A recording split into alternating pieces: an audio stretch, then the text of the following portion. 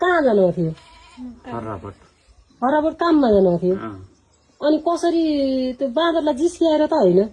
होइन, यो मोबाइल बजाउँदै गएको थियो अरे, ऊ बुट आएको थियो अरे, यसले देखिने अरे। ऊ बुटमा थियो, मोबाइल बजाउँदै गएको उसमा आएर झम्टियो। आँपा बुटाउँथ्यो अरे, एक्लै थियो अरे त्यो बाँदर। एक्लै बाँदर रहेछ। पछाडि आएर झम्टियो अरे।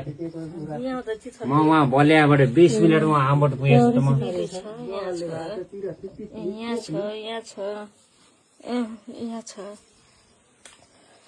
सबै कपडाहरू च्यातेर नाङ्गै गरायो। यहाँ घर आएर म कपडा लिएर चप्पल लिएर 20 मिनटमा उहाँ आम्बोटवालतिर गएर पुगेछु कि। उसलाई कपडा लगाउन चेन्ज गर्नको लागि कपडा लिएर जानु। पिट्यो पिट्यो पिट्यो कि त्यो कपडा च्यात्यो लुस्दै लखेर्दै गर्यो? पिटे होला र यसलाई के थाहा आत्तिर भागी होपलेस हुनुभयो। लोटी अब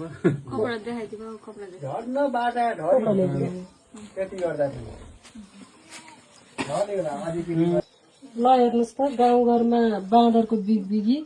उहाँ बहिनी बाटोमा हिँड्दा हिँड्दै रुखबाट बाँदर झरेर लगाएको कपडा यसरी च्यातेर, कति झुन्डाउनु त, च्यातेर यस्तो अवस्थामा गराएर अनि उहाँको श्रीमानलाई फोन गरेर उहाँको श्रीमानले कपडा लगेर उहाँलाई कपडा चेन्ज गरेर ल्याउनु भयो। अहिले पुरै बहिनी होपलेस हुनुहुन्छ।